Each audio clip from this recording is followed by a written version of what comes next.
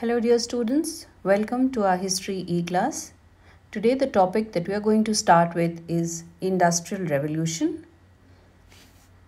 So let's take a look at the first Industrial Revolution, and this was a period from 1780 to 1850.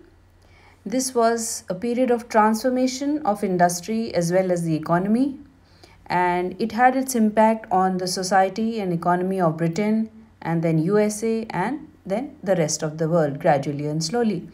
Now this phase is associated with use of new machinery, new technology was developed, large scale production took place for the supply of goods and raw materials, faster forms of transportation were developed, and it led to greater prosperity for certain groups of people. But the poor living and working conditions for workers, women, and children, all this sparked off a number of protests, and these forced the government to enact certain laws which helped in regulating the conditions of work. The Industrial Revolution means the changes in the British industrial development between 1760 and 1820. Now, this term Industrial Revolution was used by European scholars like Georges Michelet in France, then it was Friedrich Engels in Germany, and Arnold Toynbee in England. Now, Toynbee had given lectures, and his lectures were published in a book called Lectures on the Industrial Revolution. Then later there were historians like T.S. Ashton, Paul Manteau, Eric Hobsbawm, and they broadly agreed with what Toynbee had expressed in his lectures. Then Ashton celebrated the Industrial Revolution when England was swept by a wave of gadgets, new machines, new gadgets were used in various sectors of the industries. Here you take a look at the map of Europe, which shows England to start with Industrial Revolution, and then it went on to France and Germany and the adjoining areas, then Russia, Austria-Hungary, Italy, and the Scandinavian countries there, and then we can see the Spain, Portugal, and the Ottoman Empire also facing this phase of Industrial Revolution. Now let's take a look at why this Industrial Revolution started in Britain. What were the conditions which were favorable in Britain that helped in this Industrial Revolution? Now, firstly, Britain was unified under a monarchy. Now, because it was under one monarch, they had common laws, they had single currency and a market. A market that was not fragmented by local authorities who would levy taxes on goods, and then they would pass through the area, and then when they would levy the tax, it would increase the price. So now this could be controlled because it was under a monarchy. So, and by the end of the 17th century, money was widely used as a medium of exchange. Expansion of market also took place. Because money was used as a medium of exchange, large section of people received their income in the form of wages and salaries rather than goods. Then people had a wider choice how they could spend their earnings and expand the market for sale of goods. So this was all very beneficial and helpful here in England. Also at this time, England had been through a major economic change which was called the Agricultural Revolution. Now this was a process by which big landlords, they bought up the small farms in their neighboring areas and enclosed the common village land, that is called the age of enclosures, and here you can see the entire land is enclosed.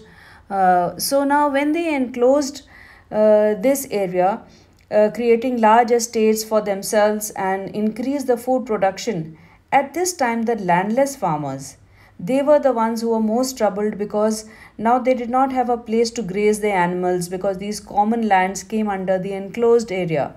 So they now had to look for area for grazing their animals, and many of them had to move to the towns to look for an alternative means of employment. Now take a look at the towns and trade and finance. What happened here in England? From the 18th century, many towns in Europe were growing in area and in population. And out of the 19 European cities whose population doubled, 11 were in Britain. And the largest of them was, of course, London, which was the hub of the country's market. Now, London also acquired a global significance here because it was the center of global trade, and this shifted from the Mediterranean ports of Italy and France to Atlantic ports of Holland and Britain. So, this was all very beneficial. The companies trading in America and Asia also had their offices in London.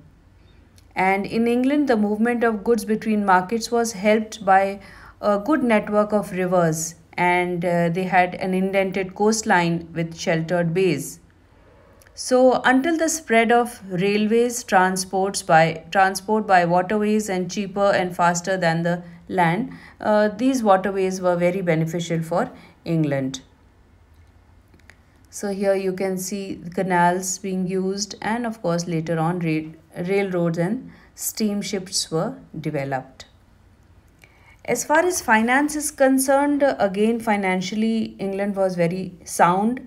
The Bank of England was founded in 1694, and by 1784 there were more than 100 provincial banks in England, and during the next 10 years their numbers increased 3 times. So the financial requirements to establish and big industrial enterprises was met by these banks. So these banks also were very helpful to them. Many poor people from the villages were available to work in towns. Banks which could give loan to set up industries. The people who had moved were provided. They provided labor, and good transport network was again very helpful. Then again, England was fortunate in coal and iron ore. The staple minerals for mechanization were available in plenty, as well as other minerals like lead, copper, and tin, which were used in the industries. So this was also fortunately for England, they had these opportunities. Iron is drawn out from an ore as pure liquid metal by a process called smelting. And for centuries, charcoal from burnt timber was used for smelting. Now, this process had several problems, like charcoal was too fragile to transport across long distances. Then its impurities produced poor quality iron. It was in short supply because the forests had been destroyed for timber, and also it could not generate very high temperatures. Now, these problems were solved by a generation of people called the Darbies. We'll take a look at that. First, we have this map which shows the deposits of iron ore and coal in Great Britain. So you can see that is there in plenty. Now, these Darbies of Shropshire, the solution was provided by this family of iron masters, and this 3 generations, grandfather, father, and son, all referred by the same name of Abraham Darby, brought about a revolution in this. And we'll first take a look at the revolution that they brought about. Here we can see the three first Abraham Darby, the second Abraham Darby, and the third Abraham Darby. Now, the first Abraham Darby, he began with an invention of a blast furnace, and this could use coke which would generate high temperature. This coke was derived from coal by removing the sulfur and impurities. And this invention meant that furnaces now no longer had to depend on charcoal. The melted iron that emerged from these furnaces, it permitted finer and larger castings than before. Then the second Abraham Darby, he developed wrought iron, which was less brittle, and this was from pig iron. And the third Abraham Darby, he built the first iron bridge in the world in Coalbrookdale, spanning the river Severn. So this was very, very helpful and beneficial, and some new invention which helped in the development of England. There were two other people by the name of Henry Court and John Wilkinson.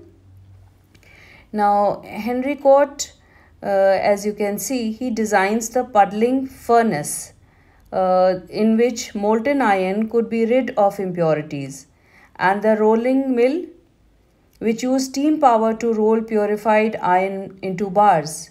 Now, this became possible to produce broader range of iron products.